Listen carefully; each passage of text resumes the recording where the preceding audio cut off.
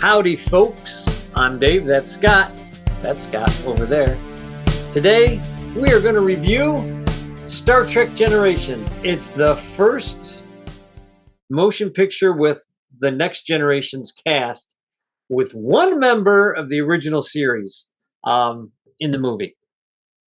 Scott, I have my opinion about this movie. I know you have your opinion about this movie. We discussed it has more than one earlier. member of the original.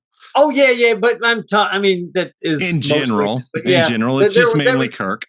Most of them showed up. Yeah, most of them did show up. Yeah, I'm wrong about that. It just seemed. It's just because it's at the beginning. And okay, opinions aside, this is. I don't like this movie, but I don't hate it. Okay, this is a very similar story to Star Trek V.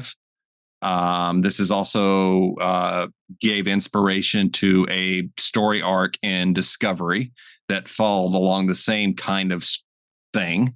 Yeah. I thought Discovery did it much better because that was 40 minutes. This was, I don't know, it felt like 5 hours long. Is that about how long this was? It felt about 5 freaking hours long.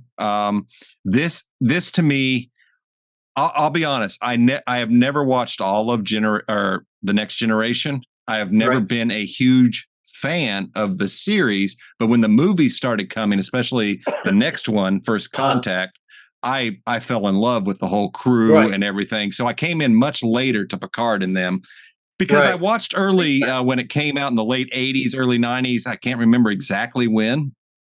And it just seems so damn serious and so freaking depressing.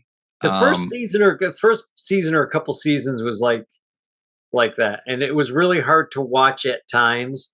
I liked it because it was Star Trek. I liked it because they were trying to do something new. But for me, the Next Generation. Have you ever seen Wayne's World? When they're discussing Wayne's World, Wayne is sitting there talking about it's very much like the Next Generation Star Trek. Yeah. While it is Star Trek, it will never be recognized as the original true Star Trek. That's how I feel about it. They wound up becoming their own thing. They did. And I honestly think it did take getting Roddenberry more off-site. I don't think he had died. I think he just kind of lost power, or they made it difficult for him to get in. Because when he was there, he didn't want anybody to have any kind of problems. He was like, well, we're beyond all these problems. And I'm thinking, you're humans, you're in space, you're going to have problems. It makes for boring TV. And that's exactly what I think everybody was telling him. And he didn't, no, they all get along. They're all friendly. They would never do that. And I'm like, that's, you never had a Kirk or a McCoy and Spock characters on this show until after Roddenberry left or got taken away from it. He was still a producer. He was still given all the credits. Still making money, probably hand over fist. But I think they needed to get him away from it. It's like whenever a super fan starts writing a story for a movie or a comic book, because they are a super fan, it can go one of two ways: really great or really terrible. They usually go really terrible. Yeah. Because I can be a super fan about something, but I need somebody that's also a fan to tell me why something works or why something doesn't work. And I'd understand that. And as a super fan of something, I'd be like, oh yeah, okay, I got it. Like, I would love to write a Wolverine story. But it would have to be my Wolverine story, the way that I've always thought of Wolverine. And I would I would absolutely, if somebody was, not with the editing staff they have now, but an editor of the day would be able to say, look, you can do this, this, and this, but this doesn't make any sense because that's not who he is. Oh, well, I always thought he was that way. Well, no. You always need somebody there to say no. Roddenberry didn't have anybody there to tell him no. And we talk about that a lot with like Lucas and others that, that's kind of the problem this story had, in kind of my opinion. Being the super fan, this is where my super fan kicks in real quick. I think it would have better suited the story, instead of having this big stupid ribbon flying through space and a guy blowing up stars to try and get it to move, which made, to To this day, it doesn't make any sense. Just take your ship, fly it into the fucking ribbon. And they're like, well, the ribbon just destroys ships. Yeah, but everybody that's on that ship gets sucked into the ribbon. Exactly. It destroys planets. So standing on a planet ain't going to change anything. Yeah, and then everybody on that planet's going to get sucked into the ribbon. So you're in that dimension or whatever anyway. So it made no sense. That's huge plot point number one that made no sense to me. But what would have worked for me better is if there would have been some kind of problem, some kind of creature, something like a Q, something, I don't know, in two different points in time when the Enterprise with Kirk and the Enterprise with Picard had to fight technically at the same time this thing, whatever it was, and defeat it. But problem number one was this thing somehow got the captains and maybe one or two of their main people switched over onto each ship. You could have just had them clicked on there. It would have been a Q moment. Click. Picard's on Enterprise 1701 and, A, and Kirk's on D. And everybody knows who Kirk is. Number one's not going to give Kirk shit.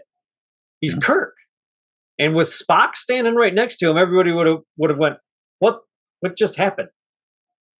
You know what I mean? And then everybody else would have been looking at Picard. Picard would have had the harder trouble, the harder time. Yeah. So you might have had to leave Spock on that Enterprise. I don't know how it would have worked out.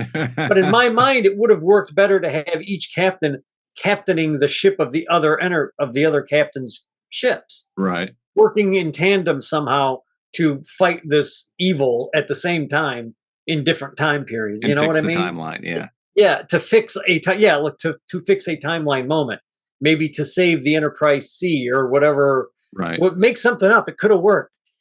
To me, having Kirk in this ribbon and then taken out, and yet he's still there because Guinan is still there, but not there because she's on the.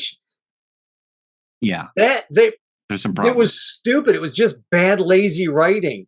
And that's what a lot of the original generation had was they wanted to tell a good story, but couldn't for whatever reason. Yeah, I don't know what messed this generation's movie up. It was, they had all the elements. They had the Duras sisters. They had, the ship crashing into the planet.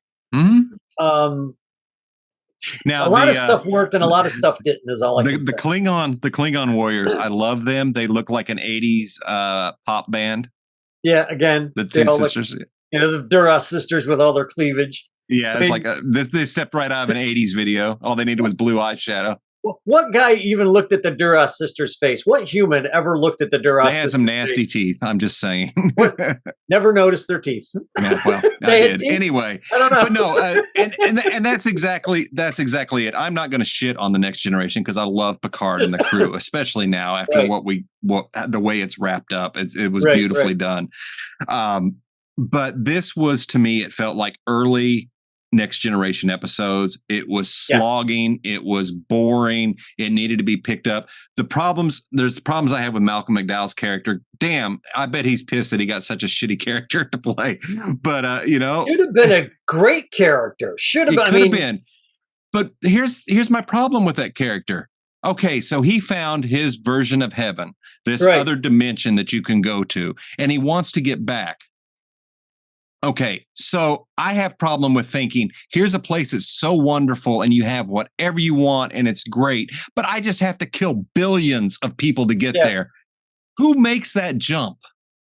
Right. You needed to show a reason why he wanted to get back there so damn bad that he was willing to kill billions and trillions of people, destroy whole star systems so he could get back there. And I saw none of it. There's not 1 ounce of sympathy I have for the guy. Well, not just that, but like I said, the easiest way to do it would have been to fly a starship directly into it. And then Guinan's excuse was, well, or whoever was talking about it was like, every ship's either been destroyed or just wiped out. And I'm like, yeah, but the people went into it. Sucked into it. That was obvious when they're beaming those people out of that one ship that's blowing up. Yeah. Even Guinan's like, it's the best place in the world. And part of her is still there. And it's like, it's the best place in the world. And, you never want to leave. And I'm like, okay, well, you got sucked out, so you're still there. I'm, Yeah. your comment, your reasoning doesn't make any sense, and it totally No, negates what he did. it does. And I can get past the Guinan bit and just assume she's a ghost, because some theories are that ghosts are just echoes or previous Right. energy left behind. Sure. Okay, we'll go with that. She's a Guinan ghost. But if this place was so great, Kirk and Yeah, Picard would have had a hard time leaving. And much Kirk, harder time than he did. it had been 30 something years or 70 years, or I forget, 38 years. I don't know. A lot of years. And it was like Kirk's first day. So I was confused.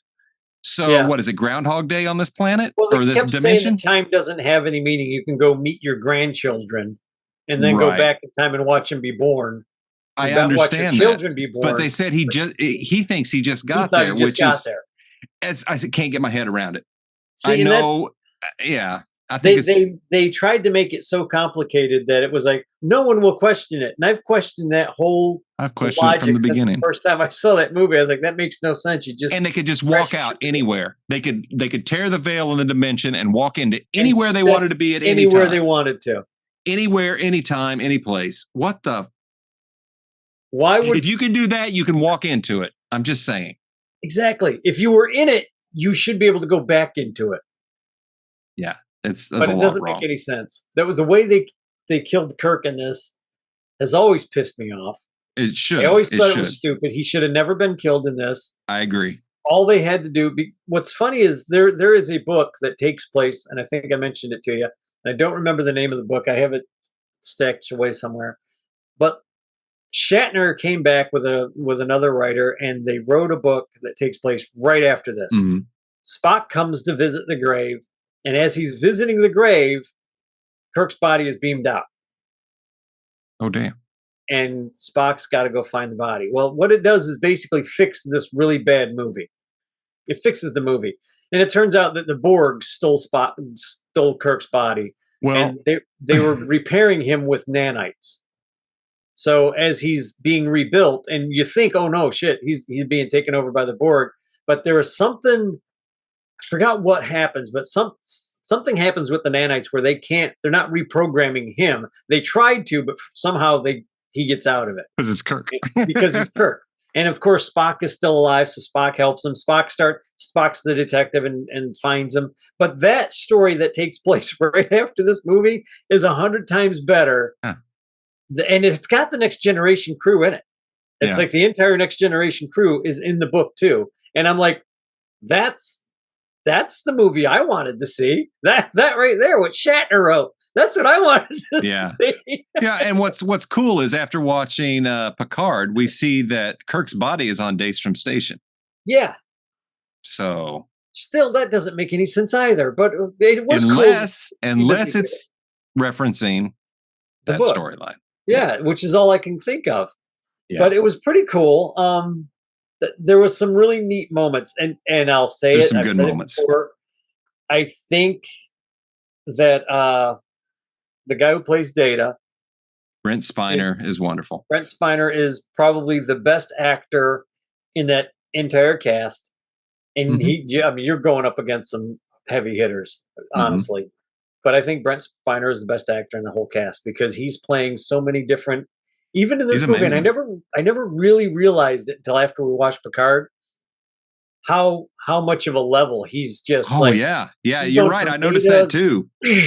to just insane to back down to being so good. And as an actor, I've had so many coaches tell me, I can see you acting. You never want to see somebody act. right. It has to look incredibly natural, incredibly real, and that's the magic of it. And you get that with Brent Spiner's portrayal of Data every time. And I want to talk real quick about that because this is a neat moment in the Next Generation crew where Data finally gets emotions, and it's quite funny actually. Yeah. I do love at the beginning with the scene of Worf getting his promotion. Yeah, and they're on the old ship, the Navy old Enterprise. Yeah, the old Enterprise, which is really cool. Yeah, And that was cool. Data, as a joke, pushes a Crusher right in the water, Yeah. which is funny, and everybody's mad at him, and he's like, "What? He's such an If I innocent were kid." there, I would have been laughing. I'd be like, "That's I a was good one, awesome. Data." That was awesome. It was awesome. But knowing how Beverly becomes such a badass, I'd be afraid to push her in the water now. Yeah, no shit. She wasn't a badass yet. She still wasn't had yet, but she will be. Yeah, she will be. She's gonna be. She will be. The things on this is they put a lot of stuff in place in order to make things work a certain way. Right. To explain this nexus in a way that would be appealing to Jean-Luc, they killed some relatives of his, Yeah. which was completely pointless. I never understood because he was why they so did that. excited about his nieces and nephews. And then People that he never paid attention to ever before anyway. He Yeah. basically almost never talked to his brother. I think his brother showed up in 1 or 2 episodes, and he didn't even like his brother. His brother didn't like him, and I'm like, "Wait a minute. Now you like your brother?"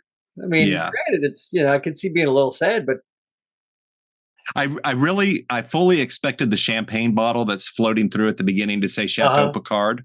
That would have been beautiful. I actually stopped it because I was watching it. I was did like, too. "Wait I a was like, minute!" what's I it had to say? rewind it. I said, "Wait a second." I said, "What is it?" Oh no! I said they have See, they that had would a have been. perfect moment to retcon that. See, if I was going to redo this movie, I would do a Chateau Picard. I would computer generate a Picard champagne. Yes. And I was like, Yes. "Fuck, they totally missed that. How could you Yeah. miss that?" Even then, his family owned the damn owned They the did forever. winery, so Yeah. but I thought it was pretty cool. I really thought that's what it was. I stopped and rewound it. My favorite part of the movie is Counselor Troy crashing the ship. So Women drivers. you What? know, and Who said that?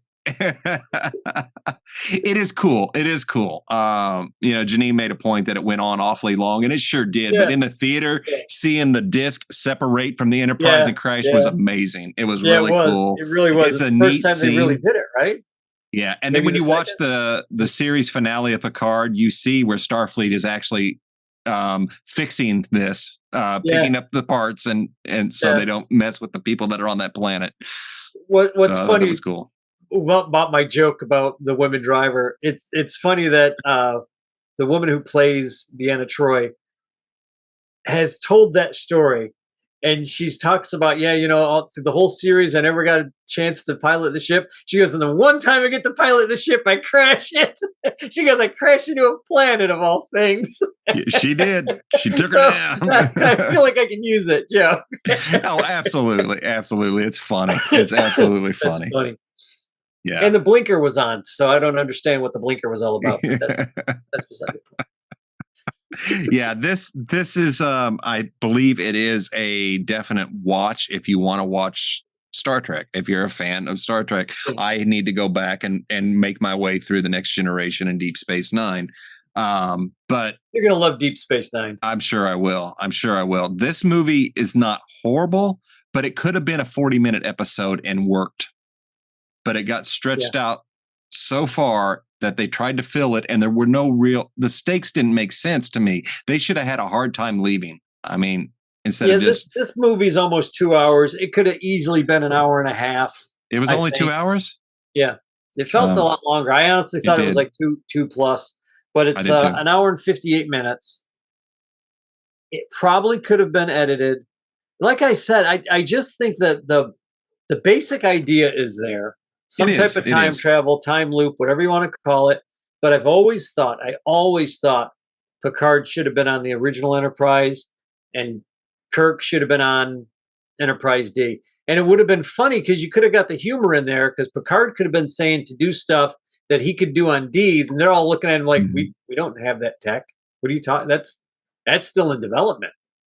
We don't know what you're talking about. And then Kirk could have been saying to do something that isn't there anymore. Like, we don't have that. What do you mean you don't have that? Well, what? No, we don't do that anymore. We we do this other thing. You could have had those humorous moments where the captains don't know the ship, but the people are willing to follow them. You know what I mean? Mm-hmm. I think it could have worked. I just don't. Maybe it should have been a Q story. Maybe I find, as much as I love Q, and I say that I hate Q because I hate him and love him. I love to hate Q. That's just all I'm Yeah, going to say about that. And John Delancey's a phenomenal actor, and God bless him. But I always find the Q stories sometimes a bit of a cop out. I the right. same way I see multiverse stories. It's like, can we stop? Can we just tell the straightforward story? Okay, I get that. Yeah, But not absolutely. always. Not always. I get the multiverse. I get the dimensional things. It just seems like it happens a lot, especially right now. But you know, The only yeah, multiverse story that I've seen so far that I liked, that I think was written perfectly, was Everywhere. I haven't watched it yet. What was it Everywhere, called? everything, all at Everywhere, once, or Everything, whatever. All at Once. Yeah, I really want That to watch that. that's fantastic. That's what That's I've a heard. movie that I do highly recommend. I'm going to probably buy that. I'm going to get that on DVD or Blu-ray or Yeah, something, because that's how good that movie is. That cool. that is a writer who got a really really complicated story to tell and told it in a very uncomplicated way. Had they pushed it to try to be cute, it would have ruined it, but they didn't. They got it to where just about to the point where you're almost confused, and then they clarify it for you, and you're like, "Oh, okay, I see what's going on." That's Oh, amazing. got it, That's got it. amazing. I see the play now. I see what you're doing No, here. to It all take something, works. that's one of the biggest problems when you're dealing with multiverse, multi-dimensional, multi-time. It's confusing. I don't care Yeah, how smart you are, you don't understand what they just wrote because it don't make no sense. So there's never a point in that movie that I was confused. that's great. Like, That's and I great. kept waiting for it. As a matter of fact, they do one or two things where you're looking at a main character, and then there's a screen or a television screen behind them, that Hmm. something's happening on the television screen that you instantly know that's not the person you think it is. That's the person from the other universe. Very smart. You just Very know smart. by the way they're moving and their actions. You're like, See, that's oh, that's great writing, great cool. filmmaking that you can show and people will Yeah, understand and follow it. And I've heard that about this movie, so I definitely would and definitely need I to review it. hate to say it, but this movie was missing that. Hmm. It was missing. They were trying to be clever with the ribbon, and it didn't work. Well, what about They the hit fact that too many holes in it. It's never showed up again. no? You'd Well, think they'd be studying that damn thing all the time. yeah, there's like I said, there's been a lot of stories that are very similar that have this is inspired, I believe, like in Discovery. But the Alorians, the race that Guinan is, they Right, all know about the Nexus. They know right, this place. Why is it only one of these people are trying to destroy the universe just to get there? If right. all of them are aware of this, why that's what I'm saying. His character does not work. I You had do a like ship. getting You had a shipload of them, and yeah. 70 of the people lived out of like Mhm. 250, or they retrieved 70. The other Yeah. ones are all living in the Nexus. Yeah. Yeah, you're right. It doesn't make any sense. The numbers would tell you at least three or four of those people would have been together. Had there been like four of them together, I would have been like, oh, okay, they're all just feeding off their own insanity. Got it. Mhm. Something, Yeah. I don't know. The But Nexus just nobody else did. But I liked seeing this is how Guinan ends up on in Starfleet.